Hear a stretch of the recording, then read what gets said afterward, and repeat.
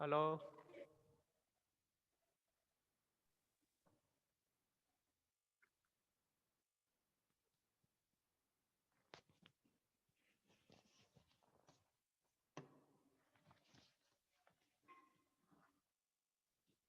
વિદ્યાર્થી મિત્રો, આપણે ચેપ્ટર તો પૂરું કરી દીધું. આજે પ્રશ્નોત્તરી કરવાની છે. હવે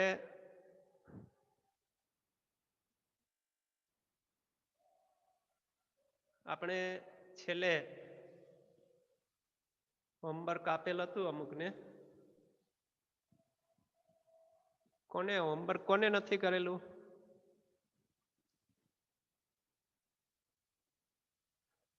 એકે તો હું અહીંથી ક્લાસમાંથી સ્ટાફ રૂમમાં ગયો ત્યાં હોમવર્ક આવી ગયું હતું.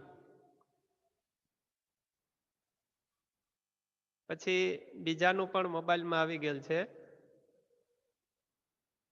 પણ બે વ્યક્તિનું હજી આવેલ નથી.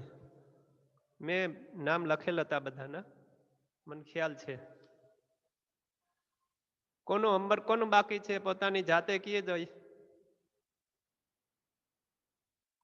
હાલો, મારો અવાજ સંભળાતો હોય તમને? સંભળાય છે. સંભળાઈશ ને? હા. તો બેનું તો હોમવર્ક આવી ગયેલ છે, બેનું બાકી હતું. પોતાની જાતે કીએ કોને બાકી છે? મેં નામ લખેલા છે, એટલે વાલીને મારે ફોન કરવા પડશે.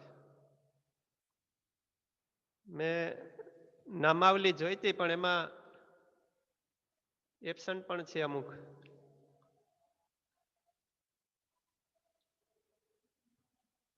ઓકે, ચાલો હવે આપણે રિવિઝન જ કરશું. આપણે ગયા વખતે કીધું હતું કંઈક રિકવરી આવી જોઈએ. આપણે જે ભણાવીએ છીએ એ કંઈક સમજાવવું પણ જોઈએ. ડેઈલી તાસ પૂરો થાય એટલે આપણે કઈ પ્રશ્ન હોય તો પૂછવાનું પણ કહીએ છીએ, પણ કોઈ પ્રશ્ન કરતા નથી. અને જે ટેસ્ટ લીધી હતી એમાં માર્ક્સ પણ ખૂબ સારા આવેલ હતા, પણ હવે પૂછીએ છીએ તો જવાબ મળતો નથી એવો. ઓકે, આપણે શરૂઆતથી રોલ નંબર જે પ્રમાણે છે એ પ્રમાણે પૂછતા હતા. જેનું નામ નથી આવ્યું એને અનમ્યુટ કરશું આપણે. ભડાણિયા હર્ષ, અનમ્યુટ થાજી ભાઈ. હાલો, ભડાણિયા હર્ષ.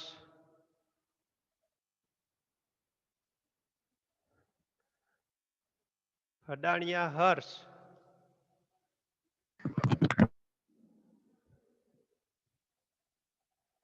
હલો. એના પછી ભગતદીપ. હાલો, કોણ અનમ્યુટ નથી થતા એના નામ પણ હું લખીશ.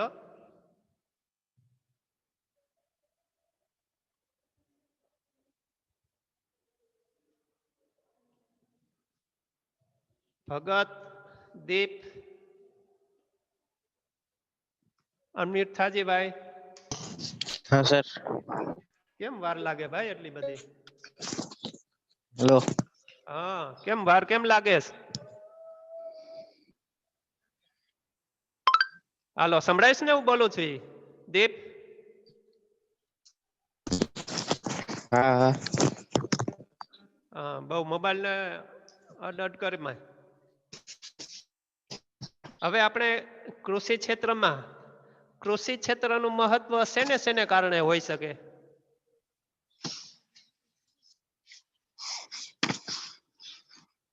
હાલો. હા કહું. એમાં જોવાનું ના હોય, આપણને ખ્યાલ હોવો જોઈએ તો જ ભણ્યા કહેવાય. કૃષિ ક્ષેત્રનું મહત્વ શેને કારણે હોય? કોઈ પણ નું મહત્વ જો એ યાદ રાખવાનું હોય કે કોઈ પણ વ્યક્તિ હોય કે વસ્તુ હોય, ગમે તે હોય, એનું મહત્વ એના કંઈક સારા પાસા હોય એટલે એનું મહત્વ હોય. તો કૃષિ કંઈક મહત્વ ધરાવતી હશે. શેને કારણે એનું મહત્વ?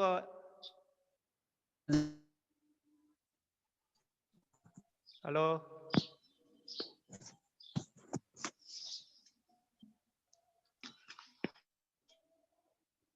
હલો, ભગતદીપ,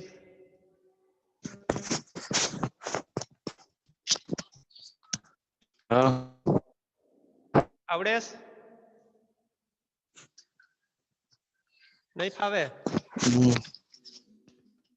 કેમ એના નથી? ઉત્પાદન ઉપર, રોજગારી એના ઉપર. હા, આટલી બધી વાર લાગે?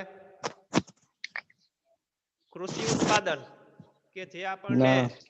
પ્રાથમિક જરૂરિયાત પૂરી પાડે છે, બરાબર?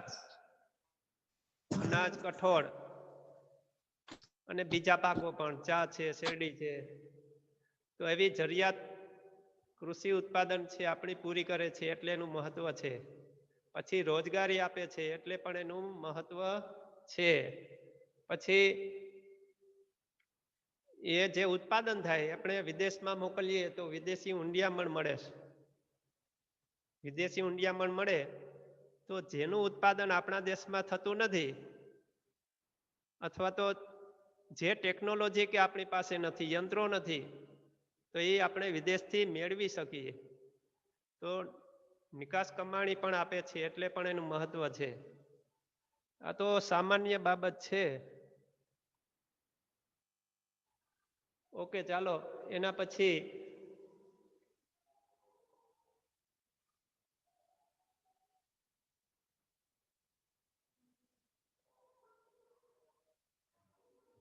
ગરધરિયા ધ્રુવ, ગરધરિયા ધ્રુવ, અનમ્યુટ થા ભાઈ. ગરધરિયા. હા સર. હા. હેલો. હા હા. હવે શેરડી છે એ કેવો પાક ગણાય?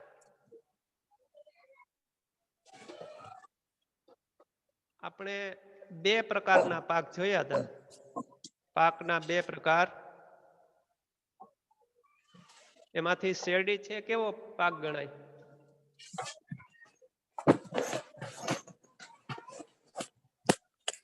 હલો, ધ્રુવ,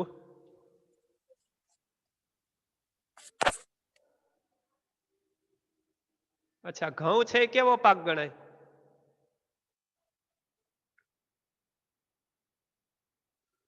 હાલો ધ્રુવ,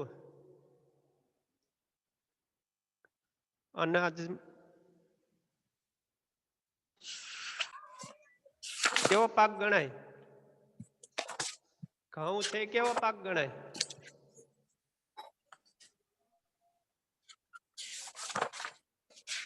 કૃષિ ઉત્પાદનના બે પ્રકાર આપણે જોયા હતા. ખેત ઉત્પાદનના બે પ્રકાર,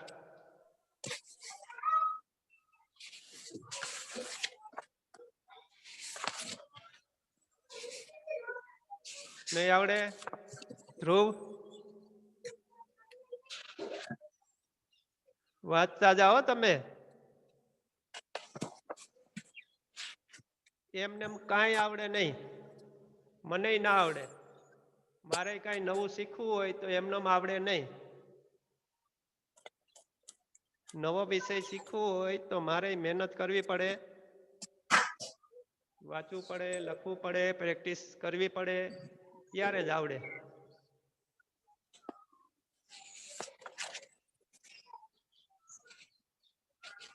ગડારા સેન્સી,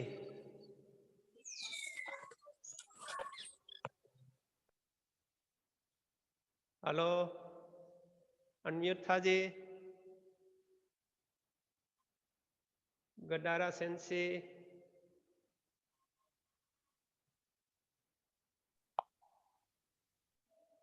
હલો, સંભળાય? ગડારા સેન્સી,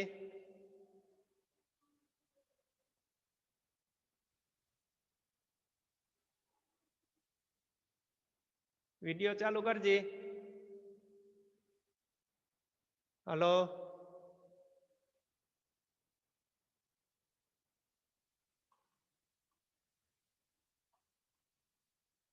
ગડારા સેન્સી,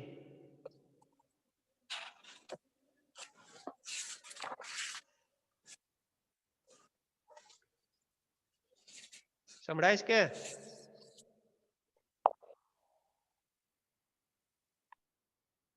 ધ્રુવ, તને આવડતું હોય તો બોલજે હો, વચ્ચે વાંધો નહીં. સર રોકોડિયા પાકમાં આવે શેરડી. બરાબર. તો પાકના બે પ્રકાર કીધા હતા ને આપણે? હા. શેનો સમાવેશ રોકડિયામાં થાય છે? શેરડીનો. શેરડીનો, બરાબર. ઘઉં છે એ?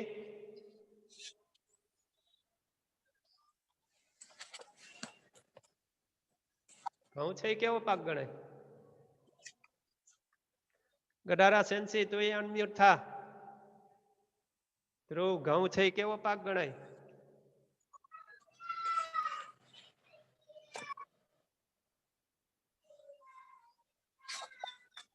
અત્યારે તો ગામડેથી તમે જવાબ લઈને અહીંયા આવી ગયા હો ભાઈ.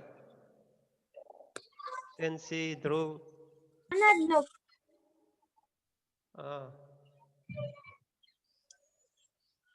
સેન્સી, નથી થવાતું અનમ્યુટ?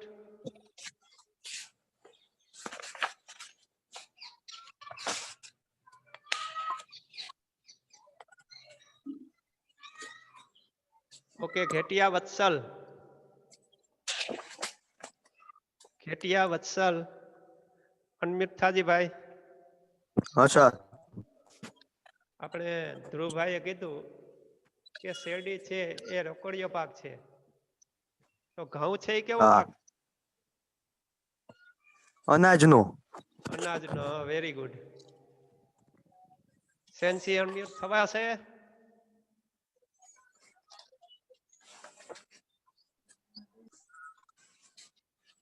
ધ્રુવ?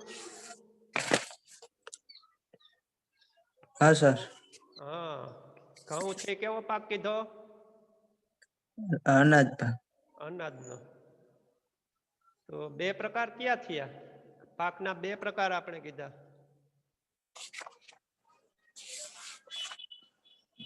હાલો,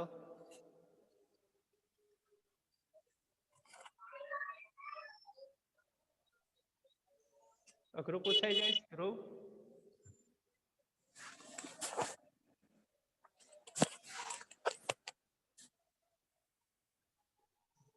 હલો,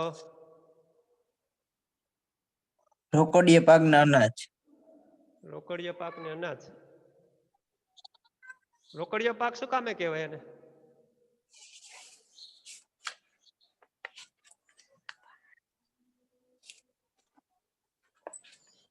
ગુંજારિયા આરવ. હા સર. રોકડિયો પાક શા માટે કહેવાય? કારણ કે એની અંદર બીજી કઈ માથાકૂટ ન કરવી પડે, અને સીધે સીધું લણવાનું ને એવું બધું કરીને એને વેચવાનું જ હોય. માથાકૂટ તો થાય જ બધામાં. એટલે એવું પણ કઈ જે અનાજ પાક છે ને એના કરતા ઓછી કરવી પડે, એમાં મહેનત ને એવું બધું. પણ કેટલા 9-10 મહિના ઉભો રહીએ ઈ? હા, એનો સમયગાળો વધારે હોય. હા, સમયગાળો વધારે એટલે ના કહેવાય. મુખ્ય કારણ શું? તો કે એ વેચવા માટે, આવક મેળવવા માટે જ એ પાકનું વાવેતર કરેલું હોય. ઘઉં તો આપણે ખેડૂત છે પોતાને ખાવા માટે કરતો હોય, એનો ઉપયોગ એ કરે. જ્યારે રોકડિયા પાક તો એ આવક મેળવવા માટે કરતો હોય, એટલે એને રોકડિયો પાક કહેવાય. બરાબર? હા, સરસ. આરવ, આવી રીતે કંઈક ધ્યાન આપતા રહ્યો, વાંચતા રહ્યો.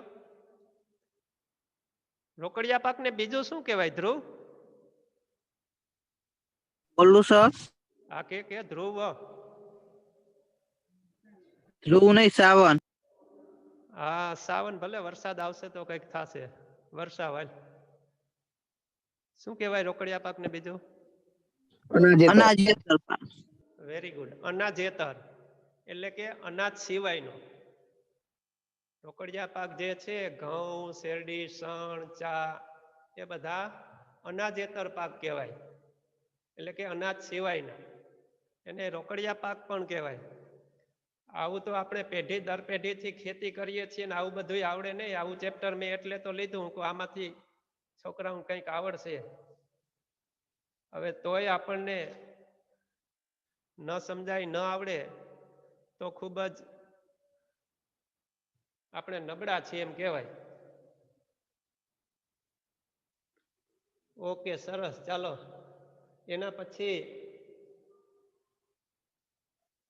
હિમાંશુનો વારો તો આવેલો હતો બરાબર. ગોલ હિમાંશુનો હતો.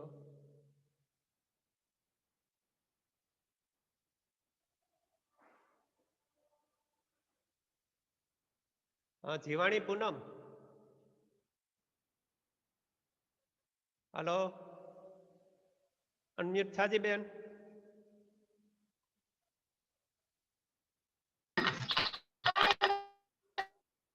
હલો હલો હા હલો કાલે કયો પ્રશ્ન નહોતો આવડ્યો તને? હલો હે એ ખબર નથી. હોમવર્ક મોકલાયું તે મને પૂનમ? હલો હા કેમ બીમાર છો? કેમ અવાજ આવતો નથી બરાબર?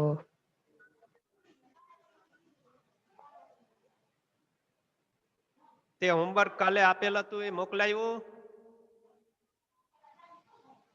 Hello sir. હા મને સંભળાય છે બોલ તું. હલો તે હોમવર્ક મોકલાવેલ નથી. હલો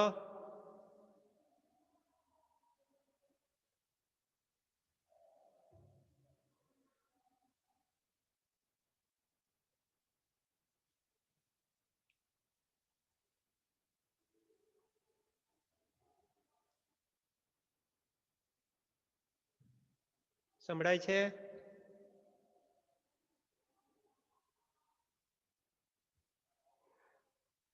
જો મેં કીધું કાલે હું અહીંથી ક્લાસમાંથી સ્ટાફ રૂમમાં ગયા તો મને હોમવર્ક મળી ગયું હતું.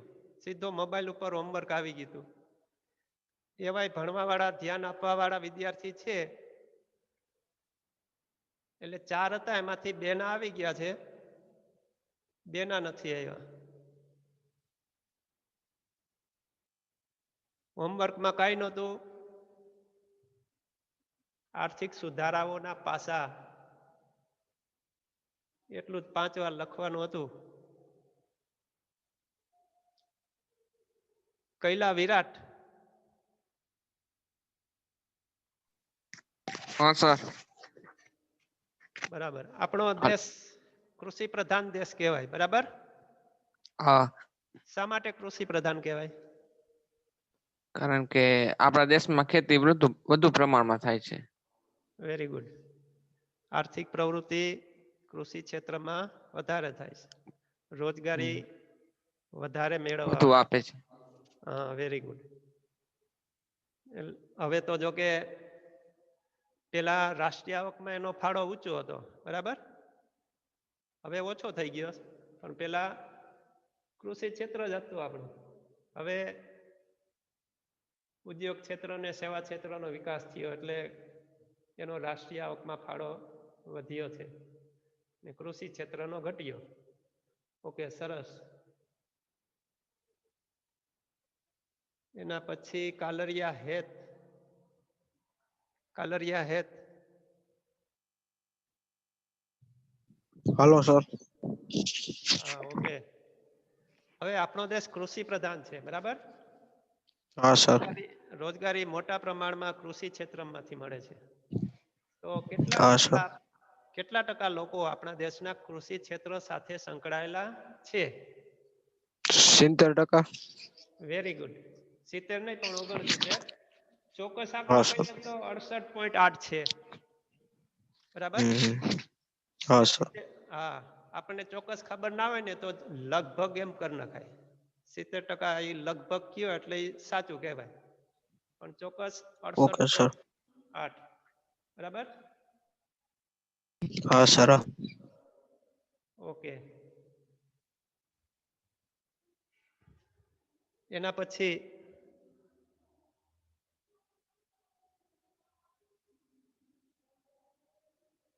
કાનાણી ભાર્ગવ.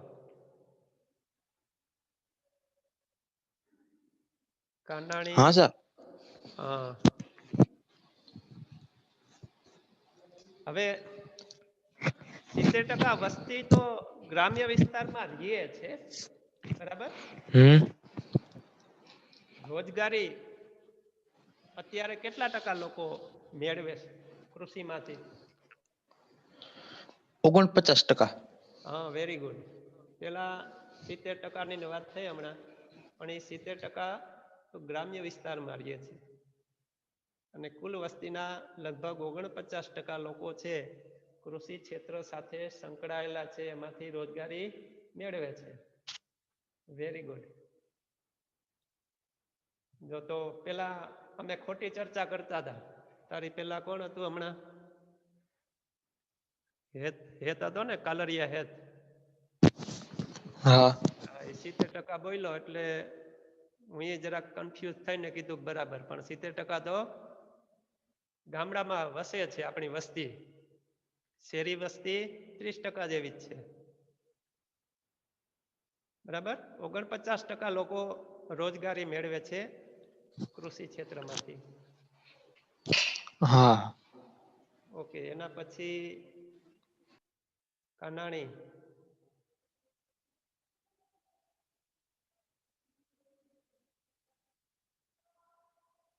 કાનાણી હેલી.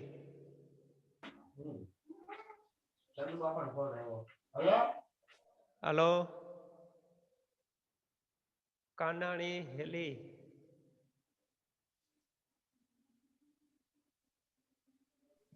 હા સર. હરિયાળી ક્રાંતિ. હરિયાળી ક્રાંતિ એટલે શું?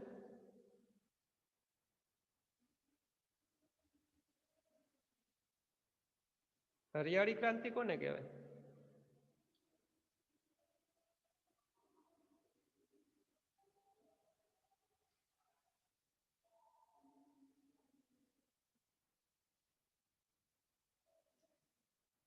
હલો.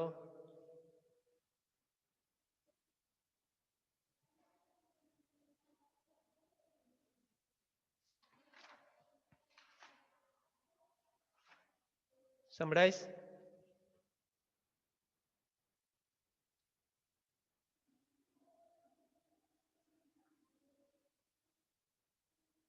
હલો. કાનાણી હેલી. અનમ્યુટ થા. કેમ પાછી મ્યુટ કરી દીધો મોબાઈલ?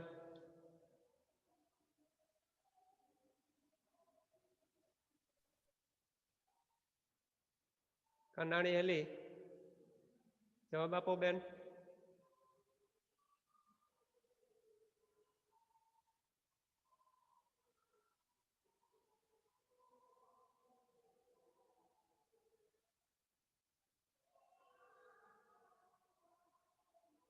અનમ્યુટ થા કાનાણી હેલી.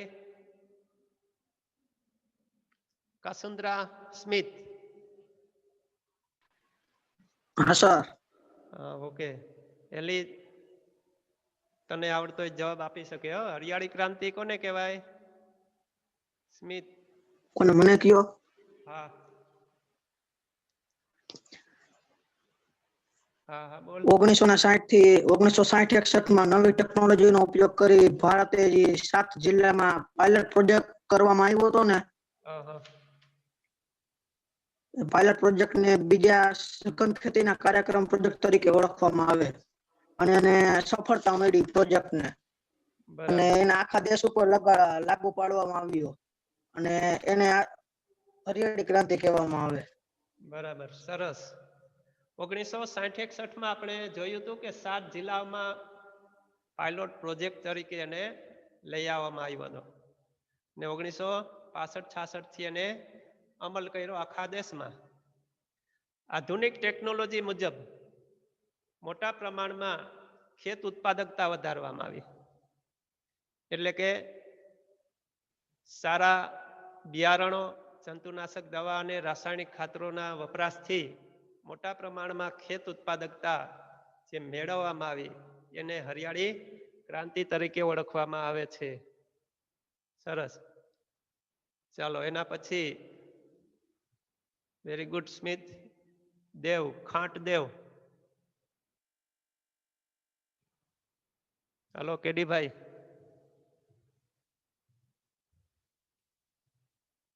અનમ્યુટ થા ભાઈ. ખાંટ દેવ,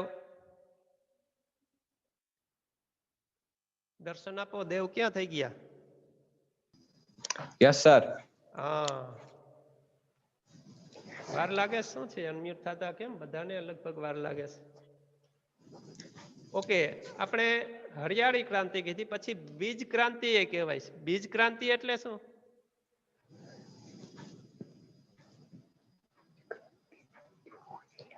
હરિયાળી ક્રાંતિનો ભાગ જ કહેવાય બીજ ક્રાંતિ. બીજ ક્રાંતિ એટલે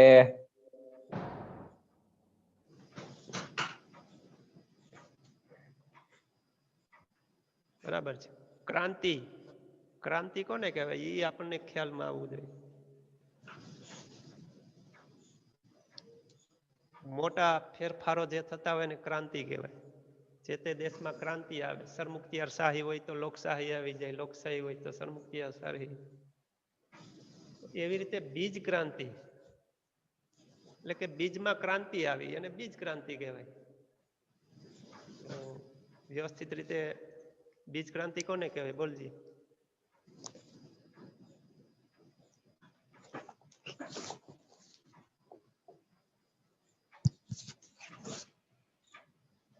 ચાલો બીજા કોને આવડશે? કોઠડિયા મિલ. Yes sir. કોને કહેવાય બીજ ક્રાંતિ? 1960-61 પછી જે બિયારણોનું સુધારીકરણ કર્યું એને બ્રિજ ક્રાંતિ કહેવાય. એ તો હરિયાળી ક્રાંતિનો પાયલોટ પ્રોજેક્ટ આવ્યો તો હમણાં વાત કરી દે આપણે. એમાં રાસાયણિક ખાતર છે, જંતુનાશક દવા છે, બિયારણો છે, એને કારણે મોટા પ્રમાણમાં ખેત ઉત્પાદકતા આવી. તો એ હરિયાળી ક્રાંતિ થઈ. તો બીજ ક્રાંતિ એટલે શું? હરિયાળી ક્રાંતિ ઉપરથી જ ખબર પડી જાય છે કે બીજ ક્રાંતિ આને કહેવાય. ના ભણતો હોય તો એ હરિયાળી ક્રાંતિ ઉપરથી આનો જવાબ આપી શકે. એટલે વધુ બિયારણો સુધારીકરણ કર્યું એમ. હા, સુધારેલા બિયારણો આવ્યા ને એને કારણે જે ખેત ઉત્પાદકતા વધી, હેક્ટર દીઠ જે પાક છે એનું ઉત્પાદન વધ્યું, તો એ બીજ ક્રાંતિ છે. આપણે કીધું કે ક્રાંતિ એટલે મોટા ફેરફાર, તો બીજમાં મોટા ફેરફાર શું થાય? તો કે બીજમાંથી જે કાંઈ ઉત્પાદન થાય એ સારી ગુણવત્તા વાળું હોય, મોટા પ્રમાણે ઉત્પાદન થતું હોય એને બીજ ક્રાંતિ કહેવાય. એમાં અઘરું કઈ છે જ નહીં. ઓકે, ચાલો આપણે તો પાછા ખેડૂતના દીકરા છીએ. કુંડારિયા જેમી. હાલો, અનમ્યુટ થાવ બેન. હા સર. હા, સરસ. હવે ખાતરનો વપરાશ થતા હોય, રાસાયણિક ખાતરનો વપરાશ, તો કયા કયા ખાતરના પ્રકાર બેકના નામ આવડશે? ખાતરના નામ? હા સર. બોલો. Potash, nitrogen. Very good. પછી ફોસ્ફેટ કયું પોટાશ નાઇટ્રોજન ફોસ્ફેટ નાઇટ્રોજન અને પોટાશ વેરી ગુડ ઓકે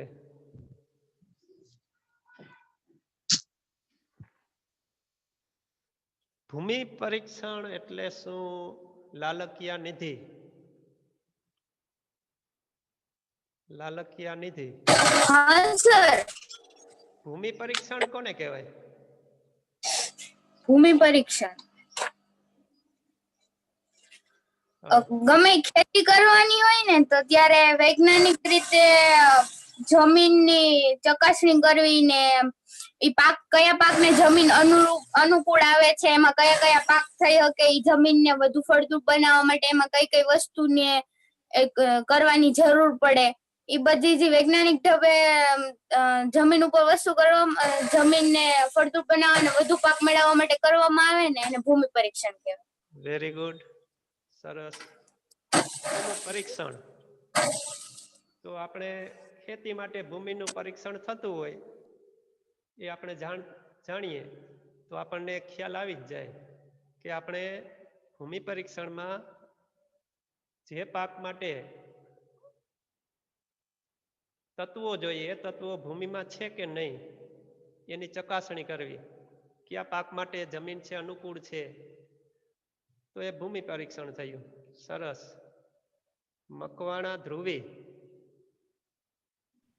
હા સર ઓકે નાબાર્ડ નું ફૂલ ફોર્મ આવડશે નાબાર્ડ હા સર બોલ જોઈએ national bank four agricultural and rural development very good A bank શેના માટે છે ખેતી ક્ષેત્ર માટે નાણાકીય કાર્ય કરે છે સરસ તો બરાબર છે આરબીઆઈ જ એની સ્થાપના કરી છે નાબાર્ડ છે આરબીઆઈ ને મદદ કરતા આ બેંક છે એ ખેતી માટે જે કાંઈ જરૂરી જ હોય ખેડૂતને ખેત ધિરાણની કે એના માટેની આ બેંક છે આનું ફૂલ ફોર્મ પણ યાદ રાખવું જોઈએ ઓકે પછી એગમાર્ક છે એગમાર્ક એ શાના માટેનું છે એગમાર્ક એના તારે નથી જવાબ આપવાનો 1 મિનિટ શિવાંગી તો તે જવાબ આપ્યો હતો ને સોરી શિવાંગી પછી